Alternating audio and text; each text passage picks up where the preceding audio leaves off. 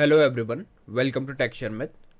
आज के सेशन में हम HTML से रिलेटेड एक और ऐसा एलिमेंट देखेंगे जिसे हम फॉर्म्स के अंदर यूज़ कर सकते हैं।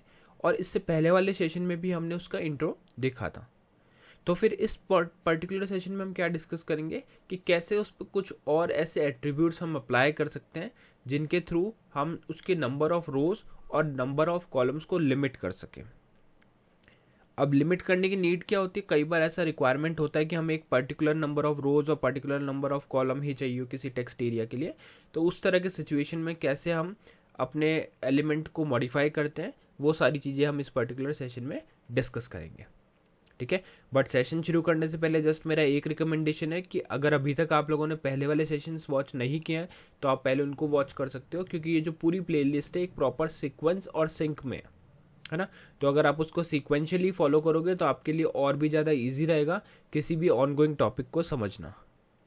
ठीक है, क्योंकि जैसे मैंने आपको बताया सब एक दूसरे से कनेक्टेड है और पहले हमने काफ़ी सारी बेसिक चीज़ें कवर की हैं ऑलरेडी।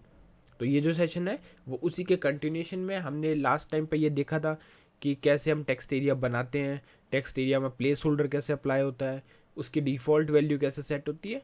तो अब जो हम डिस्कस करेंगे उसके आगे का पोर्शन करेंगे। ठीक है, तो स्टार्ट करते हैं। और आज के लिए आप लोगों के लिए एक क्वेश्चन भी है यहाँ पे। जैसा हमारे सेशन में एक क्वेश्चन रखते हैं तो इस क्वेश्चन का भी आप आंसर कमेंट सेक्शन में शेयर कर सकते हैं। क्वेश्चन है why do we use text area. ठीक है, तो जिनको इसका आंसर नहीं पता वो पहले वाला सेशन देख सकते हैं, वहाँ से आपको इन्फॉर्मेशन मिल जाएगी।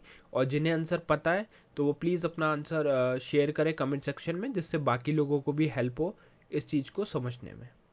तो स्टार्ट करते हैं। अभी अगर आपको मैं कोड दिखाऊं तो यहाँ पे जस्ट एक हेडिंग हमने लिख के रखी है HTML बाय टेक्सचर मैथ। ठीक है, अब हमें नेक्स्ट क्या करना है, यहाँ पे हम बात करें फॉर्म की। तो पहले तो मैं आपको ये बेसिक सा कोड इसका आउटपुट दिखा देता हूँ। तो आउटपुट कुछ इस तरह से आ रहा है HTML बाय टेक्सचर मैथ। अब हमें क्या करना है, अब यहाँ पे हमें एक फॉर्म बनाना है, क्योंकि हम सारी चीज़ें फॉर्म्स के टर्म में पढ़ रहे हैं। तो यहाँ लिख देते हैं फॉर्म। ठीक है, फॉर्म हो गया। अब इस फॉर्म को हमें सबमिट करने के लिए एक बटन चाहिए, तो यहाँ एक बटन बनाएंगे। बटन का नेम दे देते हैं यहाँ पे सबमिट, और यहाँ पे इसका टाइप भी डिफाइन करेंगे, टाइप सबमिट। ठीक है, अब इसको सबमिट करके कहाँ पे मूव करवाना है वो पेज हमें स्पेसिफाई करना है। तो उसके लिए हम यहाँ पे लिखेंगे एक्शन। तो ये हो गया हमारा एक्शन, यहाँ आ जाएगा tspgm10.html। ठीक है, ये हमने इसका टाइप डिफाइन कर दिया, एक्शन डिफाइन कर दिया। अब अगर इसका आउटपुट दिखे तो वो कुछ इस तरह से आपको शो हो रहा है। अब बात हो रही है हमारी किसकी, टेक्स्ट एरिया की। तो टेक्स्ट एरिया भी बना लेते हैं। पहले एक टेक्स्ट एरिया बनाता हूँ नॉर्मल। तो यहाँ पे हम लिखते हैं H2 ले देते हैं एक बार हेडिंग, नॉर्मल टेक्स्ट एरिया। ठीक है, ये हमने कर दिया नॉर्मल टेक्स्ट एरिया। अब इसके बाद में एक टेक्स्ट एरिया बनाएंगे। तो यहाँ पे लिखेंगे टेक्स्ट एरिया, और यहाँ पे इसको डिफ़ॉल्ट रहने देते हैं ना, जैसा है ये वैसे ही। इसको नेम दे सकते हो आप, यहाँ पे नेम दे देते हैं नेम, और नेम में अपन दे देते हैं नोट्स। इस तरह से लिख देते हैं, सेव करेंगे, रिफ्रेश करेंगे। तो अभी इस टेक्स्ट एरिया में क्या है, जैसे ही मैं अगर इसको ड्रैग करता हूँ तो ये जितना भी लिमिट मैं इसकी चाहूँ एक्सटेंड कर सकता हूँ, साथ में छोटा कर सकते हैं इसको, इसकी हाइट बढ़ा सकते हैं, विड्थ बढ़ा सकते हैं, राइट। तो ये चीज़ क्या हो गई, नॉर्मल टेक्स्ट एरिया हो गया, है ना। अब इसमें यूज़र को अगर कुछ भी लिखना, this is my sample data, है ना, या इस तरह से कुछ भी वो अगर यूज़र लिखना चाहता है तो वो सारी चीज़ें यहाँ पे क्या आ जाएगी, अपने पास कीन हो जाएगी। और उसी अकॉर्डिंग हाइट और विड्थ भी हम एडजस्ट कर सकते हैं जितना डेटा हमारे को यूज़ करना है। बट अब क्वेश्चन ये है कि अगर कभी हमें इसको लिमिट करना कि नहीं हमें इतने ही स्पेसिफिक रोज चाहिए, इतनी स्पेसिफिक कॉलम चाहिए, तो वो हम कैसे इम्प्लीमेंट कर पाएंगे, वो चीज़ मैं अब आपको इस सेशन में बताने वाला हूँ। तो उसके लिए मैं एक और यहाँ पे हेडिंग डालूंगा पहले। तो यहाँ लिखेंगे H2 और लिखेंगे टेक्स्ट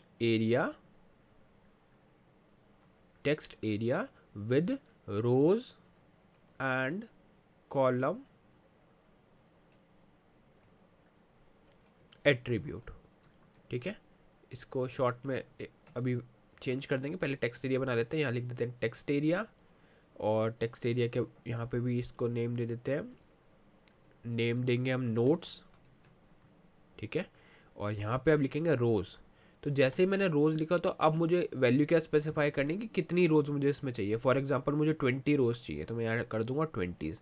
उसके बाद में अगर हम कॉलम की बात करें तो कॉल्स लिखा जाता है उसको, है ना। तो कॉल्स मतलब कॉलम, तो कॉलम के लिए हम दे देते हैं यहाँ पे फॉर एग्जांपल 10 कॉलम, तो मुझे 20 रोज और 10 कॉलम्स चाहिए, ठीक है। तो मैंने यहाँ स्पेसिफाई कर दिया, तो आप चाहो तो यहाँ भी इसको कॉल्स ही कर सकते हो जिससे कन्फ्यूजन ना क्रिएट हो। और फिर इसको सेव करके हम वेबसाइट को, अपने वेब पेज को रिफ्रेश करेंगे। तो अब आप देख रहे हो यहाँ पे 20 कॉलम, 20 रोज या 20 रोज और 10 कॉलम्स है। तो क्या इसको एक्सपैंड कर सकते हैं? बिल्कुल आप एक्सपेंड कर सकते हो, बट अभी क्या है यहाँ पे आपको ये फिक्स कर, एक तरह से हम अगर इसकी बात करें तो आपने क्या किया, इसमें एक वैल्यू सेट करके उसी अकॉर्डिंग आपका टेक्स्ट एरिया शो कर दिया, ठीक है। अब कई बार क्या होता है, हमें एक वेबसाइट में कुछ एरिया दिखाना होता है, तो उसके लिए स्टार्टिंग में ही अगर वो इतना सा टेक्स्ट एरिया आएगा तो यूज़र को क्लियर नहीं होगा कि कितना डेटा उसको लिखना है ना। ऑल्दो नोट्स में आप एक लिमिट भी सेट कर सकते हो कि मुझे इतने लिमिट तक का डेटा ही लिखना है ना। तो उस केस में हम क्या कर सकते हैं, यहाँ पे जैसे फॉर एग्जांपल 10x10 का मेरे को चाहिए टेक्स्ट एरिया, तो सेव करेंगे, रिफ्रेश करेंगे तो ये कुछ 10 और 10 का इस तरह से आ गया, ठीक है। तो एक तो हो गया ये। अब हम देखते हैं इसकी लिमिट, अगर इसकी लिमिट भी हमें सेट करनी है तो क्या वो पॉसिबल है, देखते हैं। यहाँ पे हम लिखेंगे h2 और इधर लिखेंगे टेक्स्ट एरिया विद लेंथ,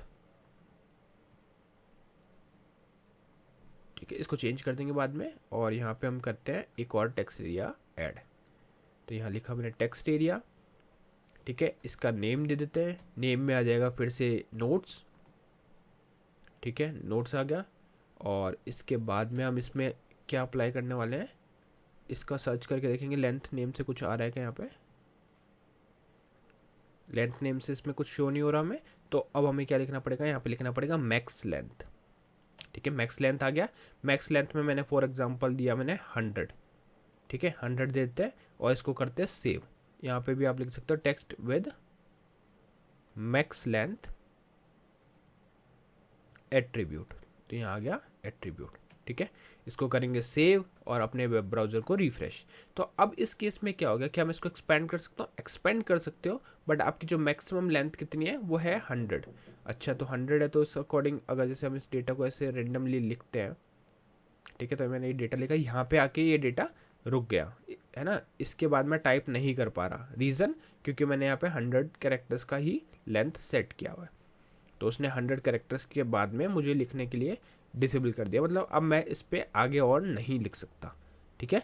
तो इस तरह से जब आपको लेंथ सेट करनी है, अगर मैं इसी को चेंज कर देता हूँ और 10 कर देता हूँ, स्पेस करता हूँ, सेव करता हूँ और रिफ्रेश करता हूँ, अब ये 10 कैरेक्टर्स एक्सेप्ट करेगा।